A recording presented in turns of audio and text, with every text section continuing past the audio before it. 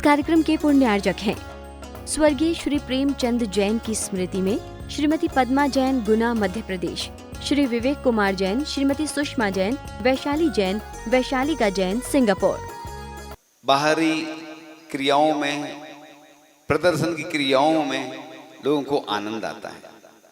पिछले दिनों मैंने एक बात कही थी कि पहले दीक्षा होती थी, जंगल में, वन में ले लेते थे, किसी को कुछ मालूम ही नहीं चलता था। पिछी परिवर्तन आदि होता था तो कमरे में हो गया, चौके में हो गया, और ऐसे ही कलश स्थापना चातुर्मास आदि की होती, और भी ऐसे बहुत सारे आयोजन हैं। जब बड़े रूप में होते हैं, मंच पे होते हैं, लोग देखते हैं, तो लोगों के भाव भी परिवर्तन होते हैं, परिवर्तित होते हैं। इसलिए इतने साल से पंचकल्याण के बाद से प्रतिमाएं विराजमान थी, लेकिन हम लोग आपसी राग द्वेष के कारण भगवान को जहां थे वहीं विराजमान रहे। किसी को चिंता नहीं हुई कि भगवान को उच्चासन देना है। हम देखते हैं, यहीं की बात नहीं कर रहा हूं, जहां जहां जाता हूं तो कई जगह देखता हूं इतनी अच्छी सुंदर वेदी होती है, भगवान भी व्यवस्थित रखे होते हैं, और भगवान को अष्ट प्रहातिहार, अष्टमंगल द्रव्य, क्योंकि आगम ग्रंथों में ऐसा लिखा है, अठ पाड़ीर सैयाणम, जो अरहंत भगवान की प्रतिमा होती है वह अष्ट प्रातिहार से सहित होती है। सिद्ध भगवान और बाहुबली भगवान सामान केवली होते हैं। सिद्ध भगवान को अष्ट प्रातिहार की आवश्यकता नहीं होती है। और जो भगवान के लिए अष्ट प्रातिहार, अष्ट मंगल द्रव्य अर्पण करता है, भगवान को उच्चासन देता है, वह भी उच्च स्थान को प्राप्त होता है, ऐसा आगम ग्रंथों में लिखा है। उसकी महिमा बताई है। यहाँ तक कि बरांग चरित्र में एक बहुत अच्छा उल्लेख आता है कि अष्ट प्रातिहार, अष्ट मंगल द्रव्य प्रदर्शित करते हुए प्रतिदिन पूजन करना चाहिए। आज एक नई शुरुआत हुई है कुछ वर्षों से कि अभिषेक के समय छत्र अर्पण करने लगे और चमर अर्पण करने लगे। ये बरांग चरित्र में ऐसा उल्लेख आता भी है, इसमें कोई बाधा नहीं है। और कई लोग खाली हाथ भी ऐसे से करते हैं। अब जहां जैसी व्यवस्था हो, देखो भगवान के कार्यों में या मंदिर के कार्यों में जितना अच्छे से अच्छा करो, जैसे एक तो आप लोग भोजन को किसी से पूछ लेते हैं और एक करवा देते हैं, तो दोनों में अंतर है।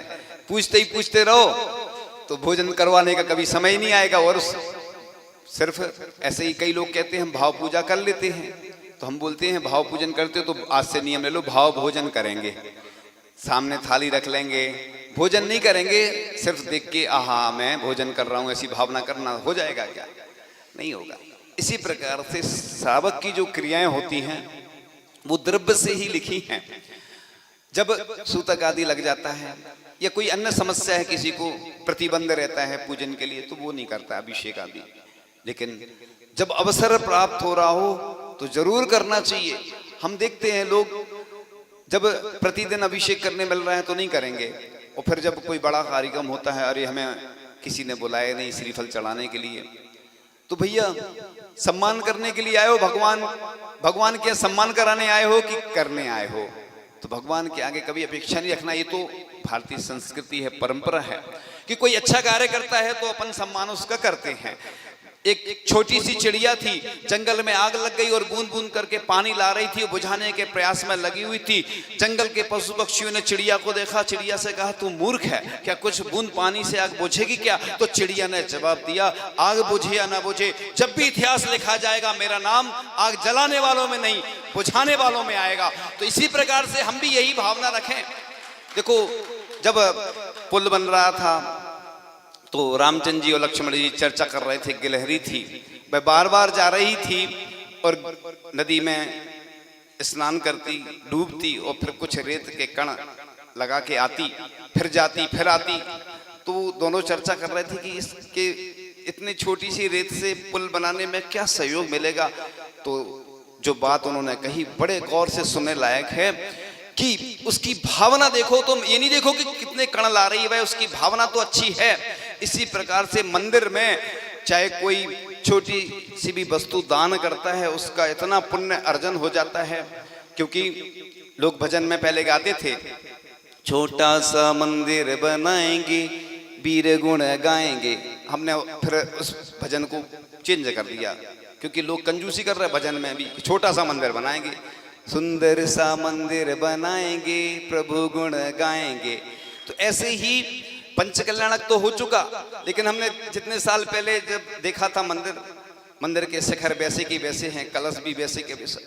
इससे क्या होता है, समाज पे दुष्प्रभाव पड़ता है। यदि मंदिर में जो भी कमियां रहती हैं, उस समाज की स्थिति भी वैसी होती जाती है।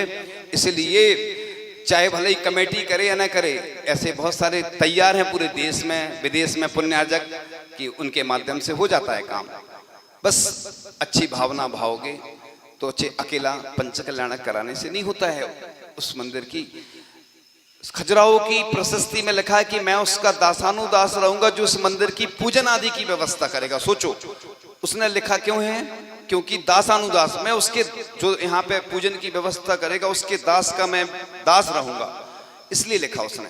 क्योंकि उसको मालूम था कि हम चले जाएंगे, लेकिन कौन करेगा इस मंदिर की व्यवस्था। हम देखते हैं प्रतिदिन लोग आते हैं, कलसा ढारो रे और भागो रे, बस आए कलसा ढारा पूजन की, क्योंकि दुकान देखना है। अरे अकेला मंदिर में अभिषेक करने से ही पुण्य नहीं लगता है, अकेला प्रक्षाल करने से, पूजन करने से ही पुण्य। उसकी व्यवस्था भी अगर जो करता है, हम तो उसको बहुत पुण्यशाली मानते। जो मंदिर की द्रव्य प्रतिदिन धोता है, जल भर के लाता है, वो भी पुण्यशाली है, लेकिन लोगों को देखने में नहीं आता। एक छोटा सा बच्चा था और सड़क पे पेड़ डला हुआ था, गिर गया था पेड़, तो कार वगैरह निकलती जा रही थी और लोग देखते जा रहे थे। छोटा सा बच्चा प्रयास में लगा था कि इस पेड़ को हटा दें, छोटा सा बच्चा है। लोग देखते हुए निकलते जा रहे थे। एक व्यक्ति ने सोचा चलो इसका सहयोग करते हैं, ये बच्चा छोटा सा इतनी मेहनत कर रहा है। तो वो आता है, उसके साथ मेहनत करना शुरू करता है। इतने में उसको और लोग भी देखते हैं तो आ जाते हैं साथ में। इतनी भीड़ हो जाती है और पेड़ वो हट जाता है। क्या छोटा सा बच्चा पेड़ हटा सकता था क्या? लेकिन उसकी भावना अच्छी थी। इसी प्रकार से कोई किसी ना किसी व्यक्ति को तो शुरुआत करना ही पड़ेगी।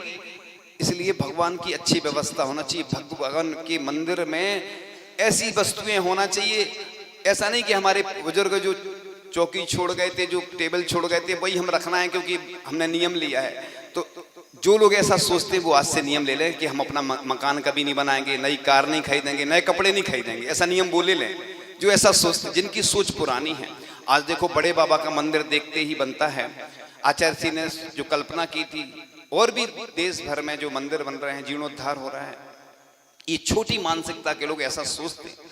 इसलिए चाहे मंदिर की वेदी हो, चाहे वेदी का शिखर हो, उसकी अच्छी से अच्छी ऐसी व्यवस्था होना चाहिए कि हम, और जो लोग नहीं करते हैं समझ लेना, ऐसा तीव्र कर्म का बंद होता है कि बहुत तीव्र कर्म का बंद होगा कि असाध्य रोग होंगे, परेशानियां आएंगी, विघ्न बाधाएं आती हैं। क्योंकि भगवान का मंदिर किसी एक का नहीं होता, पूरी समाज का होता है। समाज पे उसके दुष्प्रभाव भी पड़ते हैं और जो उसके व्यवस्थापक होते हैं उनके ऊपर भी दुष्प्रभाव पड़ते हैं। इसलिए भैया बचना हो तो सबसे अच्छा उपाय यही है कि हम अच्छी से अच्छी व्यवस्था करें। क्योंकि अकेला मंदिर बनाना तो सब लोग, मंदिर तो दुनिया भर में बन जाते हैं, लेकिन मंदिर की जो व्यवस्था करता है वो पुण्यशाली होता है। क्योंकि जैसे अपन बगीचा लगाते हैं, एक बार लगा दिया, फिर उसकी देखरेख भी करनी पड़ती होती है। जिस प्रकार से अपना बिजनेस देखते हैं, अपने घर गृहस्थी, घर को कितना सुंदर बनाते हैं लोग।